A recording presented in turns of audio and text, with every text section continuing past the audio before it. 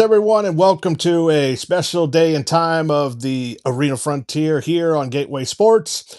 Had to change due to the fact that my internet was being worked on yesterday by Spectrum, and everything's fixed, everything's okay, and glad to be back on. And kind of glad did because some more information came out with a certain situation of an arena team leaving, not leaving, so or kicked out, depending on whose side you believe more this past week for the arena world here.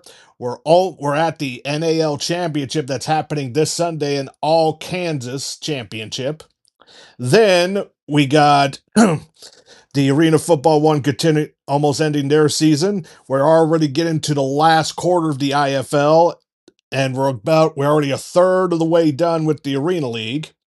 And with the AL, they're close to having their playoffs here soon because this is actually their last week of regular season, and they start their playoffs and they'll be ending here soon.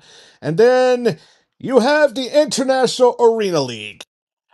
I really, I'm still surprised they are still going with all the troubles they have, especially now that all the European teams have turned into basically the European stars, though I have some questions, but they're still chugging along here. So let's get into first the National Arena League semifinals here, which we had first the Omaha Beef and the Southwest Kansas Storm. Very good competitive game within the first half, though the second quarter, Southwest Kansas Storm had just a little bit more, took advantage of Espinosa's three interceptions and just be able to beat the Omaha Beef and end their momentum from start and end the momentum that they have from mid-season when they were basically at the bottom of the NAL. So it's actually quite amazing how they were at the bottom, fired their coach, hired a new one, and then somehow make this playoff run, make it to the semis, but only to get defeated by the Southwest Kansas Storm 51-31 by 20. And I have to say, like, just good for them. Like, though us in our arena group kind of like think about Andy, I was like, it's being fit for the Omaha Beef, their ownership to win about every year. So maybe let me be clear as a joke.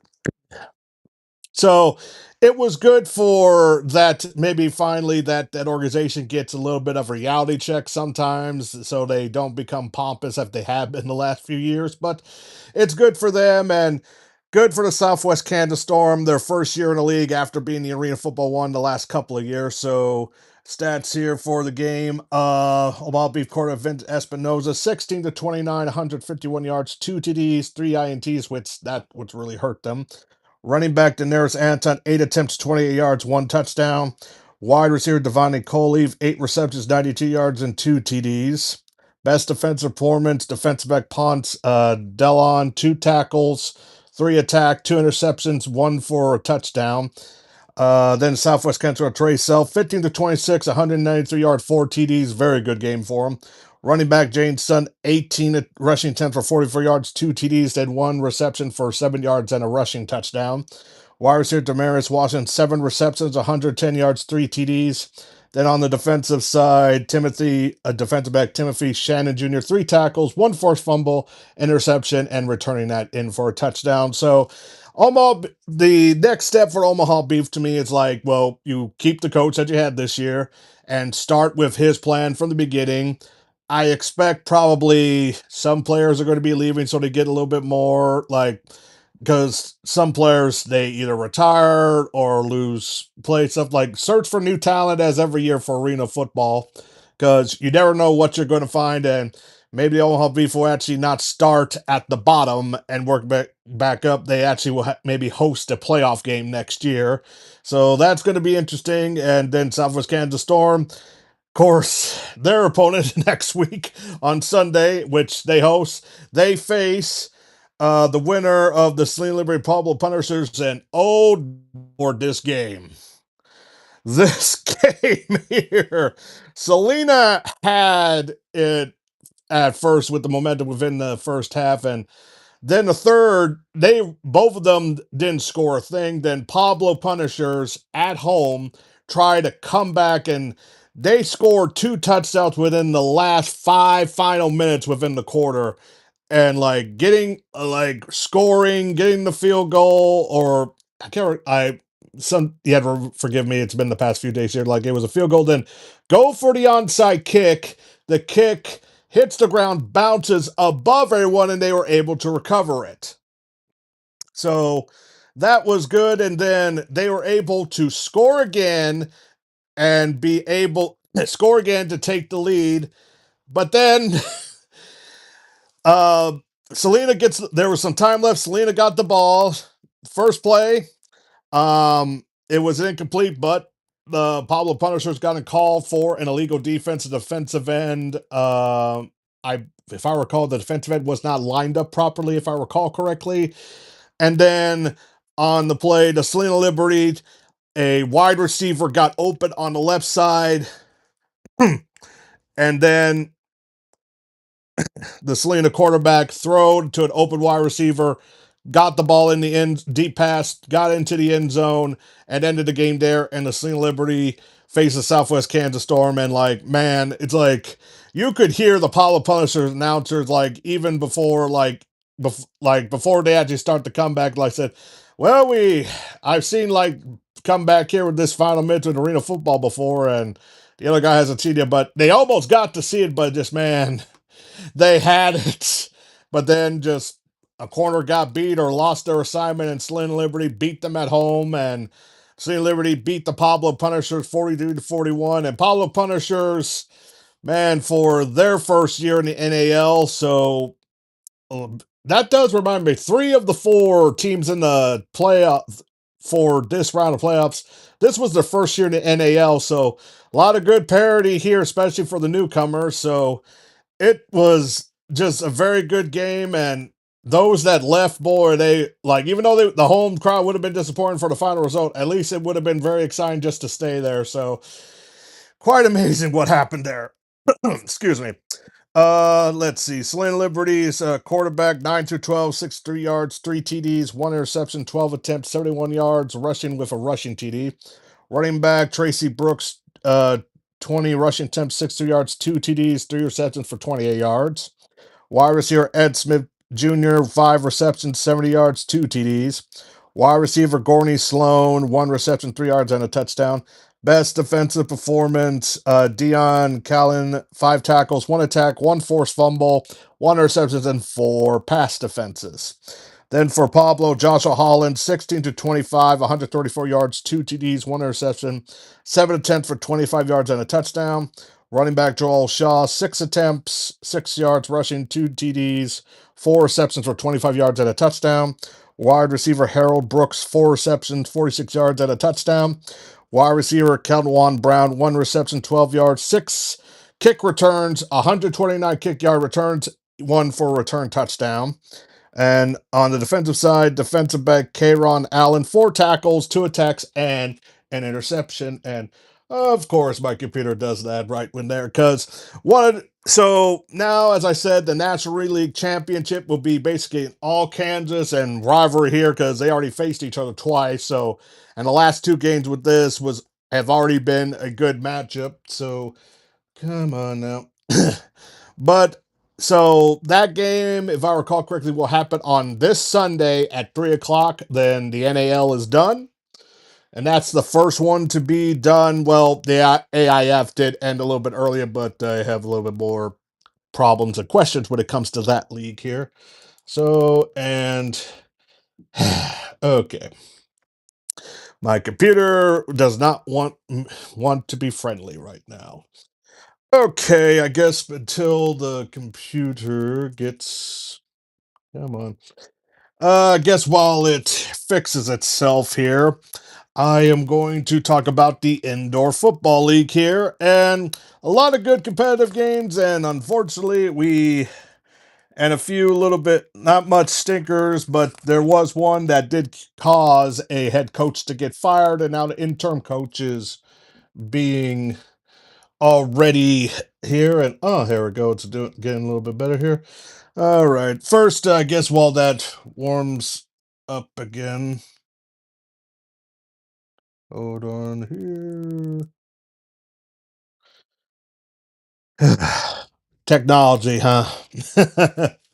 Here we go. So before I get to indoor football league, National League, because there's already been stuff for expansion and stuff, and they already have a new Texas team to replace the recently kicked out Dallas Bulls with the Dallas Apex, so they got the same area back for next year. But then there were some rumors of another. Somehow, people were questioning if the in Frisco, Texas, the Frisco Steam was going to be part of NAL, and it caught such a response that the NAL half responded.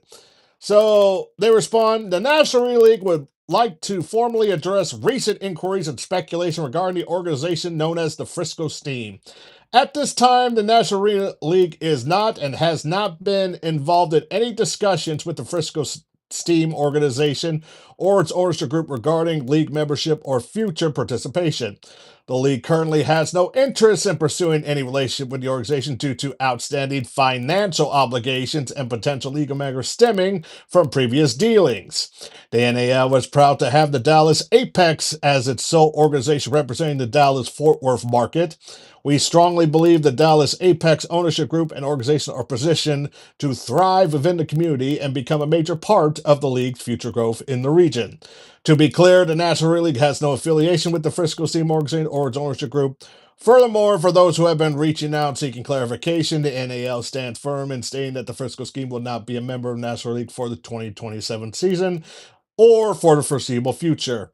The National League remains focused on continued growth, stability, and strengthening partnership with organization that aligns with the league standards and long-term vision. Signed, Commissioner Brandon Eckhart. But then also the Steam responded. If they will let me. There we go. And of course, I need to. All right, excuse me here. All right, the Frisco Steam organization would like to address a recent public statement released by the National League regarding its organization. First and foremost, the Frisco Steam has never publicly announced, persuaded, negotiated, or expressed intentions to participate in the National League for the 2027 season or the foreseeable future. Any implication that our organization was actively seeking membership or attempting to secure a position within NAL was simply inaccurate. Because of this, we were surprised to see an official statement issued regarding an organization when no public claim, announcement, or representation has been made by the Frisco Schemes suggesting involvement with the league. Additionally, the statement references individual allegedly reaching out to the NAL seeking clarification regarding the Frisco scheme. We are unable to comment on those claims. However, to our knowledge, the NAL does not publicly maintain an official corporation contact number for general inquiries. As a result, we are uncertain how such a volume of inquiries would have been received or documented. Any questions regarding those assertions would be best directed to the league itself. The Frisco Steam was particularly surprised by the references to alleged financial obligations and potential legal matters. To date, our organization has been presented with has not been presented with any documentation, demand, judgment, or formal communication from the National League supporting each of these claims. As of this statement, we are unaware of the outstanding financial obligations owed to the NAL and are aware of any pending legal matters involving the league. Should the league possesses information suggesting this otherwise, we would welcome the opportunity to review the facts directly and address that through the appropriate channels. We believe transparency and professionalism are important to professional sports and remain open to constructive dialogue and should clarification be necessary.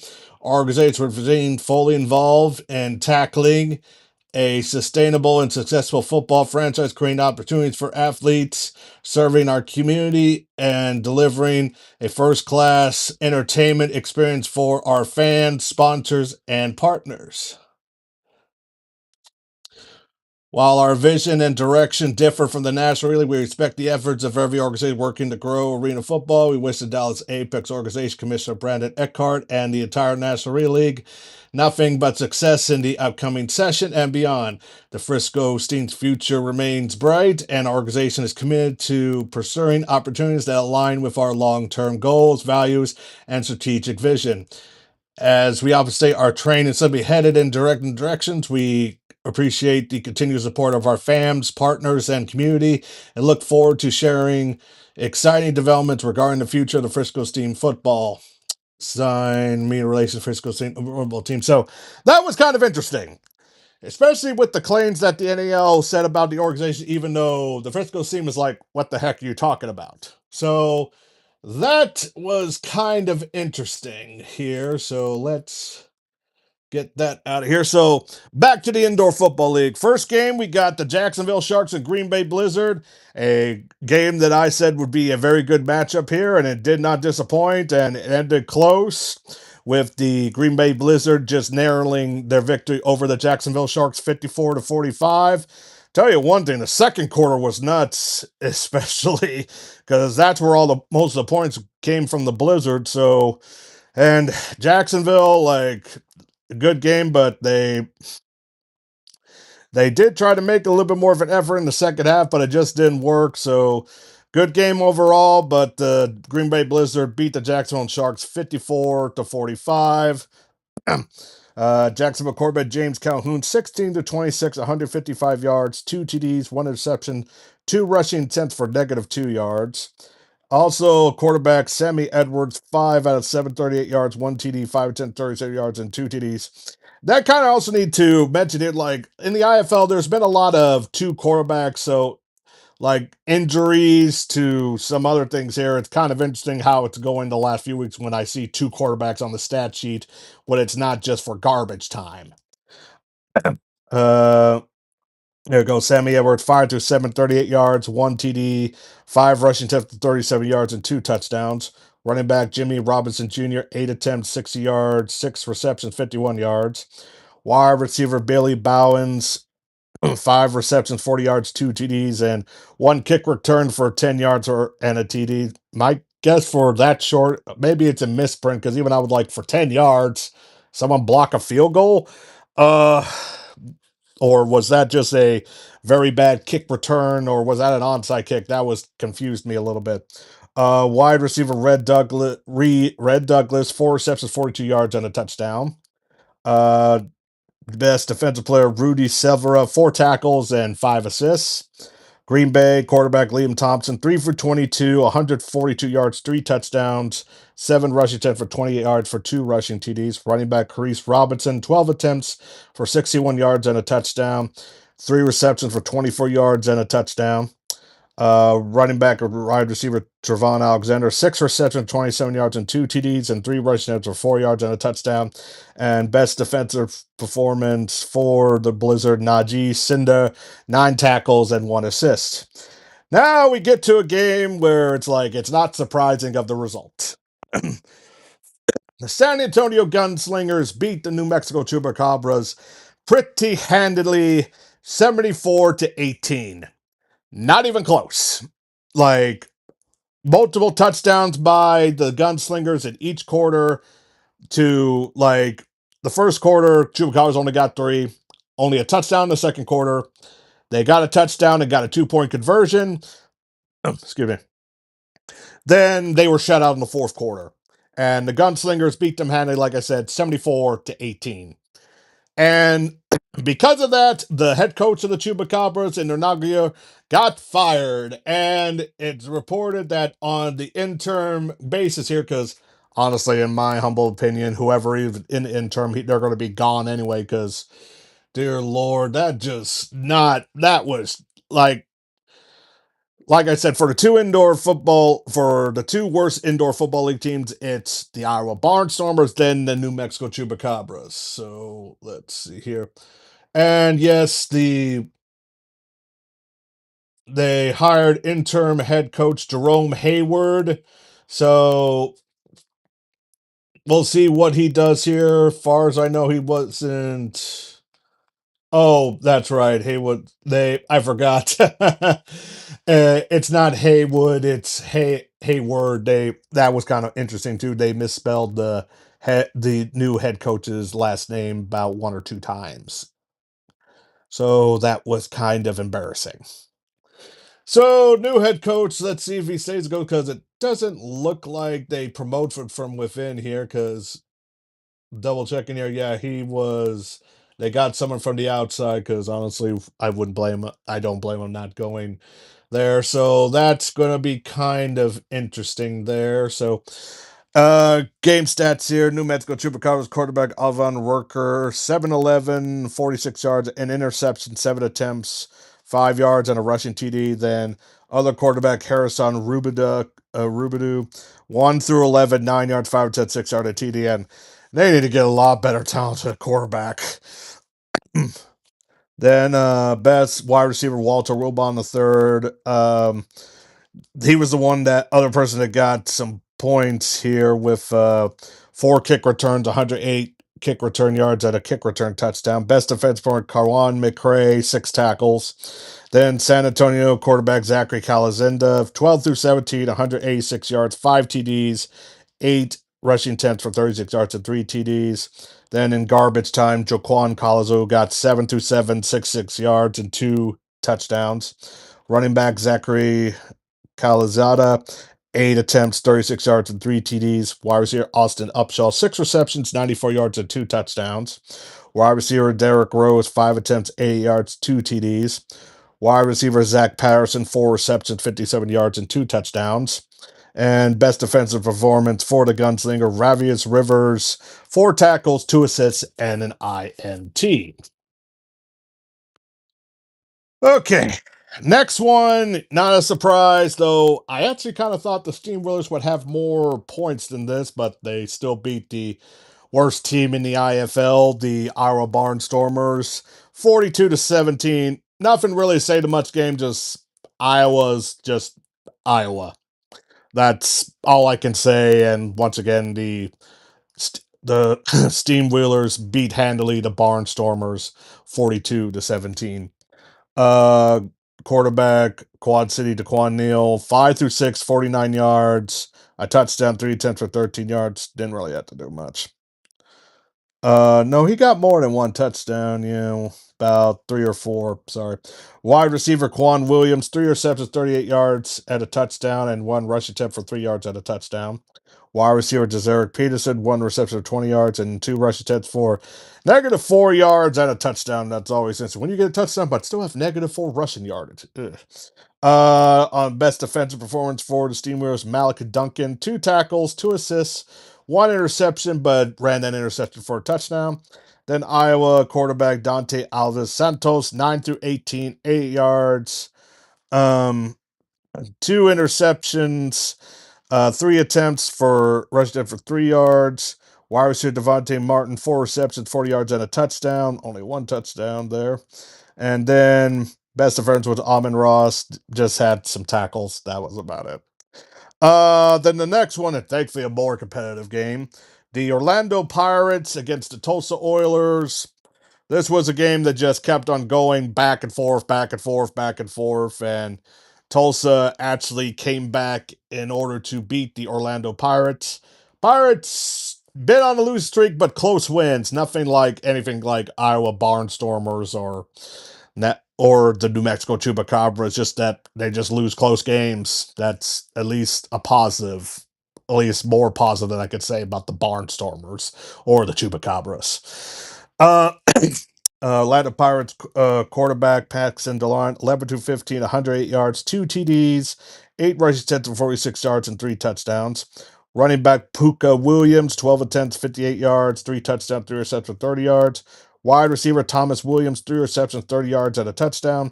Wide receiver Naquan Murray, 3 receptions, 20 yards, and a touchdown, 2 rushing attempts for 5 yards. Sorry. Best defensive performance for the Pirates, Leon O'Neal, 4 tackles, 1 assist, and 1 INT. Tulsa quarterback TJ Edwards, 17-25, 179 yards, 5 TDs, 1 interception, 8 rushing attempts for 24 yards and a rushing TD. Running back Caleb Romser, 16 attempts, 77 yards and a touchdown, 1 reception for 3 yards. Wide receiver Jarek Smith Jr., 9 receptions, 99 yards, 4 TDs, 1 rushing attempt for 4 yards. Then wide receiver TJ Davis, 6 receptions for 63 yards and a touchdown. And best defensive performance, Trey Harvey, 6 tackles and 1 assist. Getting into more now, and Actually, having a little bit of an upset here, which is quite surprising. Actually, we had the Tuscan Sugar Skulls actually beat the Vegas Nighthawks in a little bit of a shocker, 52-48. That was I did like didn't expect that at all, to be quite honest. So that was a shock. The Nighthawks losing to the Tuscan Sugar Skulls. So, well, good for them. They needed that win, especially for the playoffs and or try to get there. So, defeat defending champs helps. And as I said, close game. Tuscan Sugar Skulls beat the defending champs 52-48. Tuscan quarterback Jerome Johnson, 9 through 12, 92 yards and a touchdown, 6 attempts for 75 yards and 2 TDs. Running back Brandon Mackey, 5 attempts, 18 yards, 2 touchdowns, 1 reception for 6 yards. Wide receiver Javon Lofton, 2 receptions, 31 yards and a touchdown. Wide receiver Jerron Waters, 2 receptions, 14 yards, 3 rushing attempts for a yard and a touchdown. Best defensive performance, Byron Murray, 4 tackles, 2 assists, and an interception for the Sugar Skulls. Las Vegas, Jaden Delora, 17-30, 216 yards, 3 touchdowns, an interception, 7 rushing attempts for 32 yards and 2 TDs. Wide receiver Deshaun Stoudemire, 7 receptions, 83 yards, and a touchdown. Wide receiver John Irby, 4 receptions, 40 yards, and a touchdown, 2 rushing attempts for 6 yards. Wide receiver Quentin Randolph, 2 receptions, 24 yards, 2 rushing attempts for 30 yards and a touchdown. Best defensive forward for the Nighthawks, Clifton Duck, 4 tackles and an assist. Next game, kind of what I figured. San Diego Strike Force beat the Northern Arizona Wranglers 52-37. Was a close game at first, but then in the second half, the Strike Force just had a little bit more edge over the Wranglers. So the Wranglers at least fight. That's the one thing I do respect. Like I said, a lot of the worst teams, like in the bottom tier, would blow out, like I say, the Barnstormers and the New Mexico Chupacabras. Sorry, it seems like I'm piling on. It's just that I'm just surprised how bad those two teams are. Heck, the worst teams in the AF1 could handily beat those two. Seriously, the Michigan Arsenal with their record currently, and we're going to talk about them, especially with the upset win they had in the AF1. Excuse me. San Diego Strike Force quarterback Nate Davis, 17-26, 187 yards, 3 TDs. Running back Edward Vander, 13 attempts, 45 yards, 3 touchdowns, 4 receptions for 42 yards and a TD. Running back Kyle Kelly, 4 rushing attempts, 18 yards, a touchdown, and a reception for 4 yards. Wide receiver Jalen Sample, 4 receptions, 49 yards, and a touchdown. Wide receiver Core Blackman, 4 receptions, 41 yards, and a touchdown. Best defensive performance Herman Smith, 3 tackles and 2 interceptions. Northern Arizona quarterback Anthony Garrett, 14-24, 126 yards, 2 TDs, 2 interceptions, 10 rushing attempts for 34 yards and a touchdown. Running back Nolan Sosol, 5 attempts, 18 yards and a touchdown, 4 receptions for 24 yards. Wide receiver Karen Ashley, 8 receptions, 74 yards and a TD. Wide receiver Colby Smith, 2 receptions, 28 yards and a touchdown. And best defensive performer Brendan Looper, 7 tackles. Okay, final IFL game. You had the Fisher's Freight against the Arizona Rattlers, and the Arizona Rattlers, excuse me, beat a little bit. They beat just by a few points of the Fisher's Freight. Kind of expected with this game here, so it just how it goes there. But hold on, let me double check here. I think that's correct. Yeah, Arizona Rattlers beat the Fisher's Freight. Yeah, so I expect this to be like, could this be a championship match? Maybe.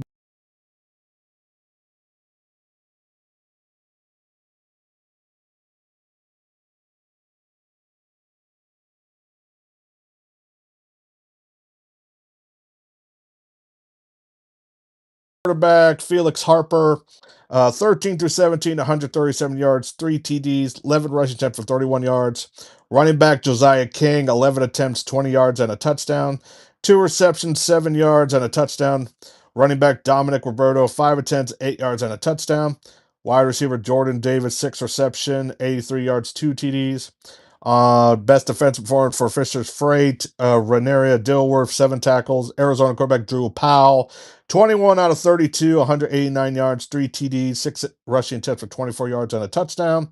Because, yeah, that I forgot. Drew Powell is now the quarterback since Max Malar is injured. Running back Kanari Clark, 5 attempts, 4 yards, 3 receptions, 20 yards, and a TD. Wide receiver Trey Honest Dukes, 5 receptions, 6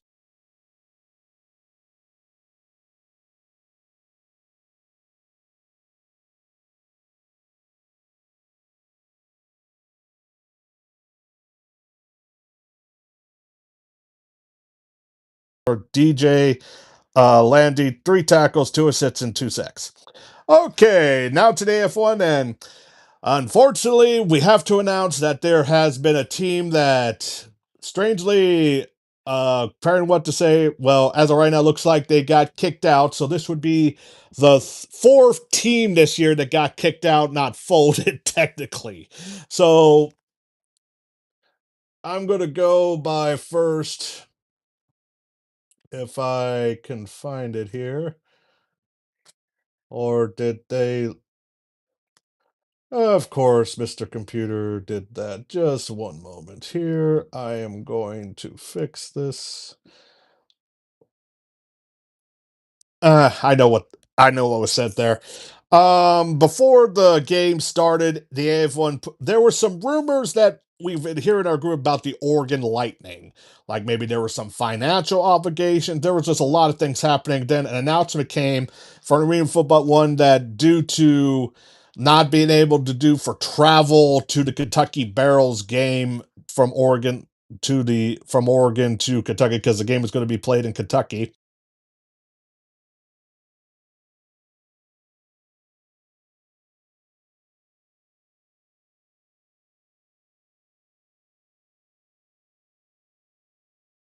the announcement that came from the AF1 yesterday. So there was then the AF1 came with their announcement here that basically that because of those financial obligations and the deal that the AF1 has been kicked out basically, but then Chuck Jones, the head coach of the Oregon Lightning, came out and said that he actually withdrawn as a member of the AF1 due to injuries and not having enough players. That was the reason I'm not going game for not having enough players. So trying to figure how that works because you could just sign free agents and all that. So that was a little bit perplexing. But the Oregon Lightning Facebook page, they're still going to, hey, they said, hey, we're going to be doing something in 2027. They're still promoting, they're doing events and stuff. So it's interesting, like, where they're going to go. So with the Oregon, so technically they're not folded. They're kind of like how the AIF though I have more questions when it comes to the AIF happened with the Wyoming Cavalry earlier this year than I do with because the Oregon Light, like we heard just some stuff here, and plus their stuff that they were saying just doesn't make sense. So I don't know. We'll just have to see in the future. So now there's one less team, and frankly, Oregon Lightning was at the very bottom, the AF1. So at least the Oceanside Bombers will be better than one team this year. So, okay, first game, and I saw this game pretty well here with the Michigan Arsenal and the Albany Firebirds, and and the Michigan Arsenal started the momentum there with this game, and they got a deuce. And then it just seems like they just had the more momentum throughout the whole game than the Albany Firebirds. Let me be clear: the Albany Firebirds didn't look bad or anything. They just that they were still high powered, but just not as they did with the Michigan Arsenal. And the Arsenal did actually have they strangely Sam Casanova was very unusual with them with throwing interceptions, especially two. And the Michigan Arsenal with how their record is, and Malik Henry had a game, especially just mostly in the passing side. He didn't really rush, so that was quite surprising. He didn't really use his legs, and like I said, Michigan Arsenal, and they needed it. Beat the no longer undefeated Albany Firebirds at their place, 57-39. And congrats to them. And now let's see how Albany responds after this, their only loss of this season here. So going through the stats here, Michigan Arsenal quarterback Malik Henry, 20 to 34, 259 yards, 5 TDs. Fullback Ricky River, 10 rushing attempts for 27 yards and 3 TDs. Wide receiver Javari Flowers, 8 receptions, 108 yards, 2 TDs. Wide receiver Darrell Williams, the third, 7 receptions, 127 yards, 2 TDs. Wide receiver Trevante Long, 4 receptions, 17 yards, and a touchdown. Wide receiver Vonnie Bennett, three kick returns, 83 yards, and a touchdown for on the kick return. Best defensive performance, defensive back Isaiah Ron McFarland, 6 tackles, 1 interception.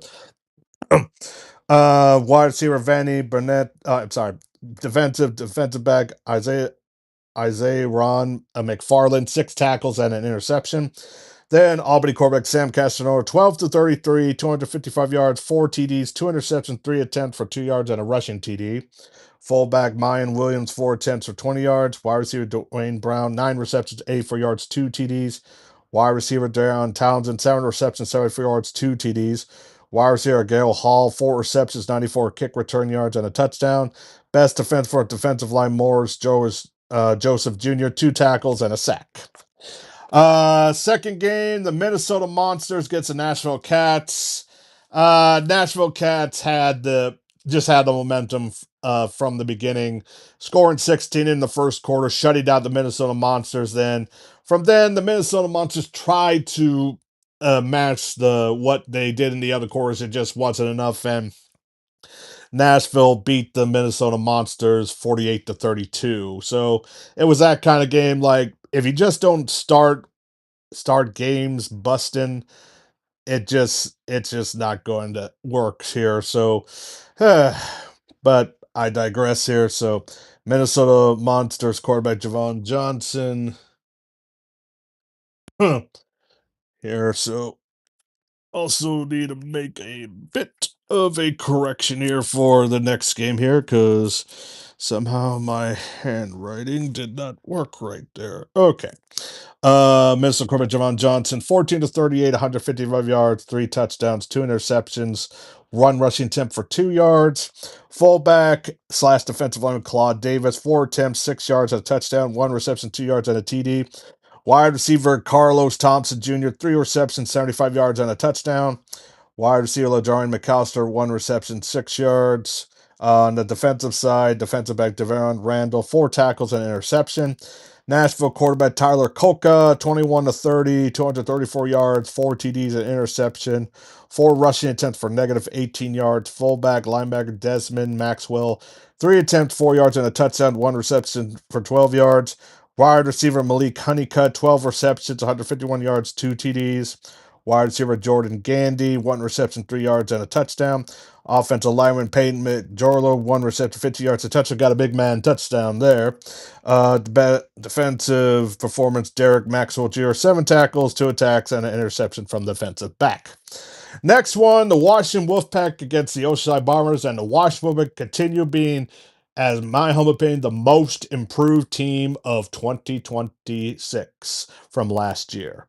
Washington Wolfpack beat the new Oceanside Bombers 43 to 30. So that, like I said, I'm happy. Me and Zach said this is an organization that's supposed to do good, and finally do good as well. So hoping for the best, and like I said, keep doing what they're doing. And Oceanside Bombers, even though they're losing, let me be clear, they're still a good team compared, especially the Barnstormers and the Chupacabras. Good lord. Washington Wolfpack quarterback Jaleef Magula, 11 to 34, 186 yards, 4 TDs, 3 interceptions, 2 attempts, 19 yards. Fullbacks Undra Hendricks, 8 rushing attempts, 37 yards, and a touchdown. Wide receiver Deshaun Williams, 6 receptions, 155 yards, and 4 TDs. Wide receiver Akir Greer, 3 receptions, 50 yards, and a touchdown. Best defensive performance Byron Edwards, 4 tackles, 3 attempts, 1 tackle for loss, and 2 interceptions. Oceanside, Rudy Johnson, 12 for 46, 7 yards, 4 TDs, 3 interceptions. Wide receiver Vincent Strange Jr., 5 receptions, 50 yards, 2 TDs. Wide receiver Javon Turkey, 8 receptions, 87 yards, and a touchdown. And best defensive performance for the Bombers, Jordan Washington, 2 tackles and 2 INTs. Now we get to with the stop of play or kick out of the Oregon line. How does this affect the rest of the Arena Football? And thankfully, the Arena Football 1 League Office finally responded to that. So here we go. For immediate release, Arena Football 1 implements strategic schedule update to ensure strong finish to 2026 season. Arena Football 1 today announced a series of strategic schedule updates for the remainder of the 2026 season, reinforcing the league's commitment to competitive balance, operational excellence, and delivering a complete, high-quality experience for players, teams, partners, and fans. Following the termination of the Oregon Lightning, AF1 Leadership and the league scheduling committee acted swiftly to evaluate the remaining schedule and implement adjustments designed to preserve the integrity of the regular season while minimizing disruption to participating clubs. As part of these updates, the previously awarded forfeit victory to the Kentucky Bells remain official. The league has finalized the following schedule modification for weeks 11 through 13.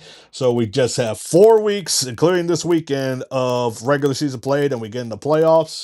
So, like I said, it's going to get very interesting here and also too, most of during the 4th of July weekend, because those that don't know, the 4th of July is on a Saturday this year, the 250th anniversary. And I know a lot of the arena games are not going to be played on Saturday evening, because why would it though? Unfortunately, there's one league that think it's a good idea, but I will get that which is the International League, and that's so now we're going to just it just I don't know it like it's next year probably it's either going to be on a Sunday or Monday because I think is next year a leap year or not? I can't recall. So anyway, um, so this is how it's going to go. Week 11, the Kentucky Barrels will travel to Washington and take on the Wolfpack on Saturday, June 12th at 9 p.m. Eastern. Week 12, the scheduled matchup between the Albany Fibers and Kentucky Barrels has been canceled, resulting in a bye week for both organizations. Week 13, the Albany Fibers will travel to Baymont to face the Renegades on Sunday, July 5th at 6 o'clock Eastern. The Michigan Arts will travel to Ocean to face the Bombers on Friday, July 10th at 10 o'clock Eastern. So that's going to be a late Friday night game. So that's going to be quite interesting. So AF1 remains focused on delivering a successful and competitive 2026 season, says AF1 League Office. While unforeseen circumstances occasionally require adjustments, our teams have demonstrated exceptional professionalism and collaboration throughout the process. We appreciate the flexibility and partnership shown by the Michigan Arsenal, Albany Firebirds, and Kentucky Bears. We continue building a strong foundation for the future Arena Football 1. And also for that Oregon Lion Kentucky Barrels game, those tickets were refunded as well.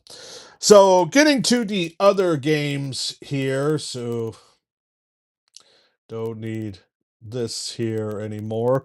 The AAL, this is the week to last of their regular season, because they're going to be. I have to remind people this is a 4-team main league. They have a minor system, the AAL 2, that has more teams, and then they're going to have 2 more teams next year as of right now, which was the. I think the Montgomery City Catfish. I have to double check because I've got a lot of the teams in my mind here. So hold on, let me get this done here. So because we're almost done with these, and then we'll get going and end another show for this week.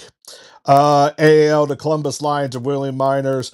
Very close game, and this came to the final minutes, and unfortunately, Columbus Lions just were able to turn over the ball and get the victory, with the Columbus Lions beating the Wheeling Miners at Wheeling 32-31. Very good game. No complaints there. Second one, I really can't say much. The Jersey Bearcats just steamrolled the Mississippi Wolfpack 70-18. Nothing much to say there. I can't. So it just I can't. Like, the worst team is the Mississippi Wolfpack. The Arena League, you had the St. Joseph Goats beating the Iowa 74-22. Ugh. Don't know what happened to the Woo, to be quite honest. The Ear Clear Axemen beat the Nebraska Seeds 46-43. I think that's correct. Here, let me double check. No, that's incorrect. The Seeds beat the Axemen here. I got that wrong. My fault. Memphis Hound Dogs beat the Ozark Lunkers close 46 to 43. And then the Arizona Diamonds, another close game, beat the Monroe Greenheads 45 to 43. Very good competitive games, except for that first one in the Arena League. And all their games are on YouTube, but they, for some, thankfully not this weekend, but most of their games are played at the exact same time. So you can go back and forth. I wish YouTube had the multi-function when it comes to streaming like they do for the television, but they do not. The International Arena League, the Slingers they barely beat the Pennsylvania Benjamins 42 to 39. The newly made European Stars lose to the Las Vegas Rockers 60 to 12. And the Utah Great Eights beat the Arizona Juggernauts 42 to 31. I really don't know what to feel about the European Stars there, so have at it there. All right, now we get to the next week's games here for this weekend here. Like I said before, we got this weekend and the final one, then the one after that will be the 4th of July weekend. Uh, some leagues are going to have some play there. IFL is going to have about 3 games, 2 on Sunday, 1 on Monday.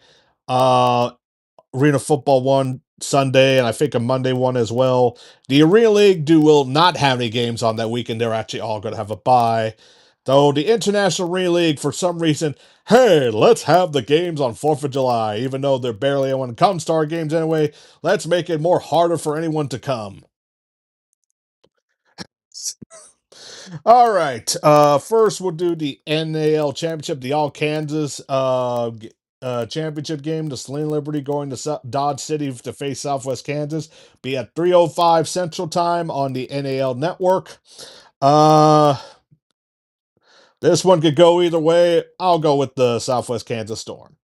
IFL Week 15, on Friday, the Vegas Nighthawks go to San Diego Strikeforce for a late game that's going to start at 8 o'clock Central on the ON network, on ON app, the overnight app. Uh, I'm going to go with Vegas getting some revenge on losing to the Tuscan Sugar Skulls over the Strike Force. Saturday, the Ira Barnstormers versus the Fisher's Fleet at 7 o'clock at Yahoo. The Fisher's Freight are going to steamroll the Barnstormers. San Antonio Gunslingers versus the Tulsa Oilers at 8 o'clock on the overnight app. Going to have Tulsa on that one. Arizona Roths versus the Tuscan Sugar Skulls at 10 Eastern on the overnight app. Uh, I'll go with Arizona with that battle, the in-state rivalry there. Sunday, the North Wranglers versus the New Mexico Chupacabras at 4 on Yahoo. Still going with the Wranglers because, dear Lord, we'll see, but if New Mexico does play better with the new interim head coach, we'll see what happens. Jacksonville Sharks in the All Florida rivalry game. Sharks versus the Orlando Pirates at 7:30 Eastern on Yahoo. This game I'm probably going to try to watch after the NAL Championship, probably on Sunday. Uh, I'll go with Jacksonville. AF1, the Oceanside Bombers versus the Beaumont Renegades on 4 o'clock Eastern. All their games are on YouTube except for the. That is going to be a question. What will be the Vice game? I might go with. It's probably the Albany Firebirds and Nashville Cats will be the Vice game. Oceanside Bombers versus Beaumont Renegades. I'm actually going to go with the Bombers. Baymont really hasn't impressed me. Albany Firebirds versus Nashville Cats, which could be a possible rematch from last year. I'm gonna go with the Albany Firebirds because they're just mad from losing. Kentucky Barrels versus Washington Wolfpack. Even though I'm glad about the Washington, I'm thinking the Kentucky Barrels, they're well rested and they're probably not happy not losing a home games. So I'm going with the Kentucky Barrels.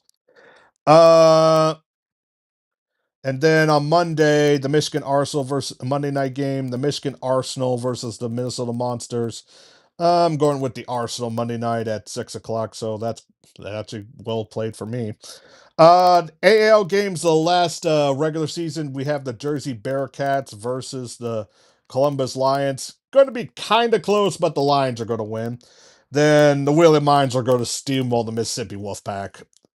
It's just going to happen that way.